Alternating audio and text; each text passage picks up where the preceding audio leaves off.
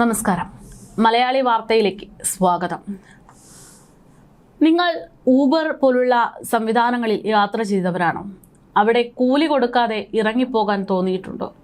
പക്ഷേ ഒരു പെൺകുട്ടി ആയതുകൊണ്ട് മാത്രം താൻ ഉപയോഗിച്ച ഒരു സർവീസ് അതിന് കൂലി കൊടുക്കാതെ രക്ഷപ്പെടാൻ ശ്രമിക്കുന്ന ഒരു പെൺകുട്ടിയുടെ വാർത്തകളാണ് ഇപ്പോൾ സോഷ്യൽ മീഡിയ നിറയെ.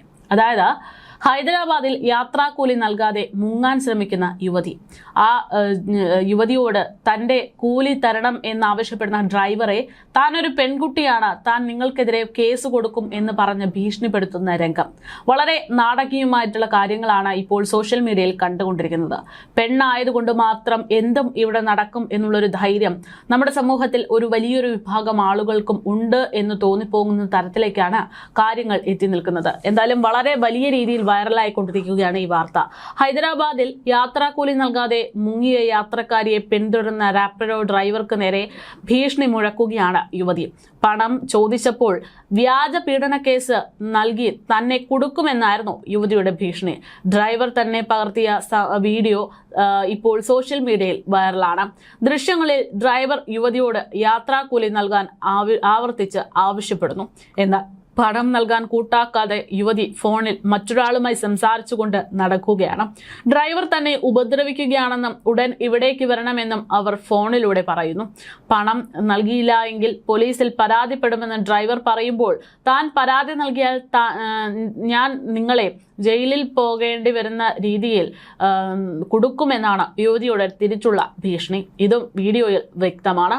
സോഷ്യൽ മീഡിയയിൽ ചർച്ച ഈ വിഷയം വലിയ രീതിയിൽ വൈറലായിക്കൊണ്ടിരിക്കുന്നു. ഹേറ്റ് ഡിറ്റക്ടർ എന്ന എക്സ് ഹാൻഡിലാണ് ഈ വീഡിയോ ഇപ്പോൾ ആദ്യം പ്രത്യക്ഷപ്പെട്ടതെന്നാണ് സൂചനകൾ. നിമിഷങ്ങൾക്കകം വീഡിയോ വൈറലായി വലിയ ചർച്ചകൾക്ക് വഴിവെച്ചു.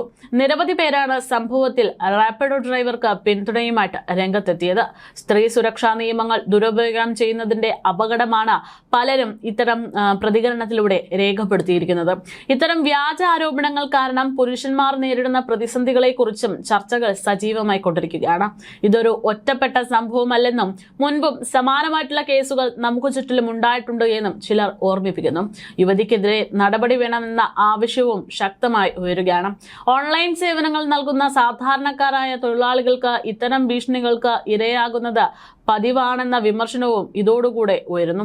അതേസമയം കുറച്ച് ദിവസങ്ങൾക്ക് മുമ്പാണ് പ്രണയ നൈരാശ്യത്തിന്റെ പേരിൽ അല്ലെങ്കിൽ തൻ്റെ സ്നേഹിതൻ തന്നോട് നോ പറഞ്ഞതിന്റെ പേരിൽ 13 വയസ്സുകാരിയായ ഒരു പെൺകുട്ടി പോക്സോ കേസിൽ പെടുത്താൻ ശ്രമിച്ച ഒരു കള്ള വാർത്ത അല്ലെങ്കിൽ കള്ള കേസ് നമ്മളൊക്കെ തന്നെ കേട്ടത്. അതായത് 13 വയസ്സുകാരിയായ പെൺകുട്ടി അയാളുടെ ആൺ സുഹൃത്ത് നോ പറഞ്ഞതിൻ്റെ പേരിൽ അയാളെയും മറ്റ് നിരവധി ആളുകളെയും കൊടുക്കാൻ വേണ്ടി തന്നെ അവർ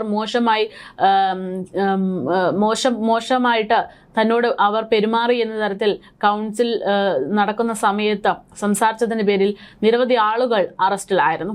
ആ അറസ്റ്റിലായ ആ കുട്ടികളിൽ ചെറിയ മക്കളടക്കം ഉണ്ടായിരുന്നു. അതായത് ഈ പറയുന്ന 13 വയസ്സുകാരിയോളം പ്രായമുള്ള ചെറിയ കുട്ടിയടക്കം ഉണ്ടായിരുന്നു. ഇപ്പോൾ ആ കുഞ്ഞുങ്ങളടക്കം ഈ കള്ളക്കേസിന്റെ പേരിൽ ട്രോമയിലൂടെ കടന്നു പോകുന്നു എന്നുള്ള വിവരങ്ങളാണ് പുറത്തു വന്നിരിക്കുന്നത്.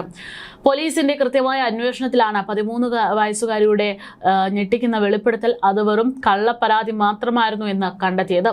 13 വയസ്സുകാരി സഹപാഠികളെ ലൈംഗികമായി പീഡിപ്പിച്ചു എന്ന് പറഞ്ഞത് അത് തികച്ചും പേഴ്സണൽ ഗ്രഡ്ജിന്റെ പേരിലായിരുന്നു എന്നുള്ളതായിരുന്നു വിവരങ്ങൾ. ലൈംഗിക അതിക്രമത്തിന് പെൺകുട്ടി ഇരയായിട്ടില്ലെന്നാണ് വൈദ്യപരിശോധനയിലൂടെ പോലീസ് കണ്ടെത്തിയത്. ഇതിന് പിന്നാലെ സഹപാഠികൾ തന്നെ പീഡിപ്പിച്ചിട്ടില്ല എന്ന് പെൺകുട്ടി മൊഴി മാറ്റിയതോടെ അന്വേഷണം പുതിയ ഘട്ടത്തിലേക്ക് കടക്കുകയായിരുന്നു. പെൺകുട്ടി മൊഴികളിൽ പരസ്പര വിരുദ്ധമായ വിവരങ്ങൾ ഉള്ളതായി അന്വേഷണ സംഘം ആദ്യം തന്നെ മനസ്സിലാക്കിയതാണ്. ഇതേ തുടർന്നാണ് കസ്റ്റഡിയിലെടുത്ത പ്രായപൂർത്തിയാകാത്തവരെ ഉൾപ്പെടെ വിട്ടയക്കാൻ തീരുമാനിച്ചത്. സംഭവത്തിൽ അന്തിമ നിഗമനത്തിലെത്തുന്നതിന് മുൻപ് കുട്ടിയിൽ നിന്ന് വീണ്ടും വിശദമായ മൊഴിയെടുക്കാനും ശാസ്ത്രീയ തെളിവുകൾ ഉൾപ്പെടെ എല്ലാ സാഹചര്യങ്ങളും പരിശോധിക്കാനും പോലീസ് തീരുമാനിക്കുകയായിരുന്നു. പെൺകുട്ടി ആദ്യം ചൈൽഡ് ലൈൻ നൽകിയ മൊഴിയിലാണ് ഇത്തരമൊരു സാഹചര്യം ഉണ്ടായിരുന്നു എന്നത് അറിയിക്കുന്നത്.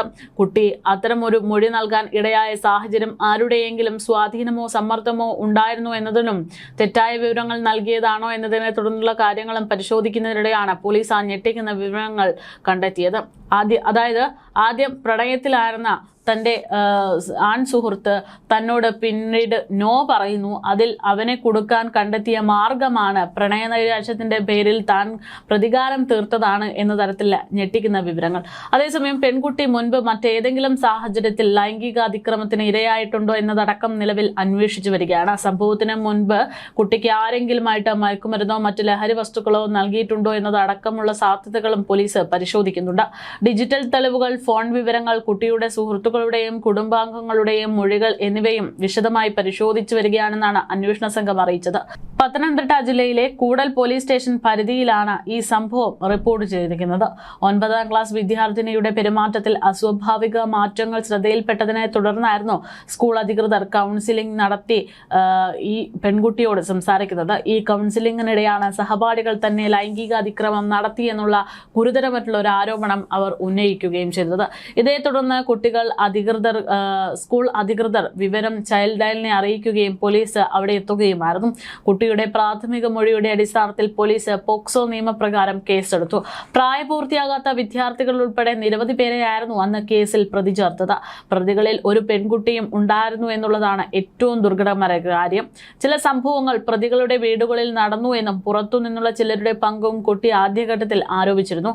ഈ വിവരങ്ങളുടെ അടിസ്ഥാനത്തിലാണ് ഡിജിറ്റൽ തെളിവുകളും മറ്റ് സാഹചര്യ തെളിവുകളും ശേഖരിച്ച് അന്വേഷണം ആരംഭിച്ചത്.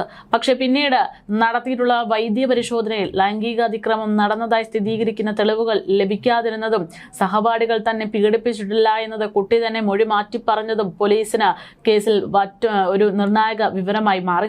ഇതോടെ ആദ്യഘട്ടത്തിലെ മൊഴിയും പിന്നീട് നൽകിയ മൊഴിയും തമ്മിലുള്ള വൈരുദ്ധ്യത്തിന്റെ കാരണം കണ്ടെത്താനാണ് അന്വേഷണ സംഘം തീരുമാനിച്ചത്. അതിന്റെ അന്വേഷണത്തിന്റെ ഭാഗമാണ് പ്രണയ നൈരാശ്യമായിരുന്നു എന്നുള്ളത് കണ്ടെത്തുന്നതും. അതായത് ഒരു അവസരം കിട്ടിക്കഴിഞ്ഞാൽ സ്ത്രീകൾക്ക് സംരക്ഷണം ഒരുക്കേണ്ടുന്ന നിയമങ്ങൾ ദുരുപയോഗം ചെയ്യുന്ന വനിതകളുടെ എണ്ണം വളരെയധികം കൂടിയിട്ടുണ്ട് എന്നുള്ള കാര്യം. ഇവിടെ ഇപ്പോൾ നോക്കുമ്പോൾ 13 വയസ്സുകാരിക്ക് എങ്ങനെ ഇത്തരം വലിയ നിയമങ്ങളും ഇത്തരം സാഹചര്യങ്ങളും മനസ്സിലായി എന്നുള്ളതും വലിയൊരു ചോദ്യമായിട്ട് നിൽക്കുന്നുണ്ട്. എന്തായാലും ഇപ്പോൾ റാപ്പിഡോ ജോലിക്കാരനോട് ആ പെൺകുട്ടി കാണിച്ചതും സമാന രീതിയിലുള്ള സംഭവങ്ങൾ തന്നെയാണ്. അതായത് കൂലി ചോദിക്കുമ്പോൾ ഒരു ഊബർ വിളിക്കുന്നു, അതിൽ യാത്രാ സൗകര്യങ്ങൾ ഉപയോഗപ്പെടുത്തുന്നു. അവിടെ ആവശ്യത്തിന് എത്തേണ്ടിടത്ത് എത്തിയപ്പോൾ അവിടെ നിന്ന് ഇറങ്ങി കൂലി ചോദിച്ചപ്പോൾ തന്നെ താൻ പീഡന പരാതി കൊടുക്കും എന്നുള്ള രീതിയിൽ പറയുന്നു. അത്തരം കാര്യങ്ങളിലേക്കൊക്കെ എത്തുമ്പോൾ സ്ത്രീകൾ ഇവിടെ വളരെ മോശമായിട്ട് സ്ത്രീകൾക്ക് വേണ്ടിയുള്ള നിയമങ്ങൾ ദുരുപയോഗം ചെയ്യുന്നു എന്നുള്ളത് വ്യക്തമായിക്കൊണ്ടിരിക്കുകയാണ്.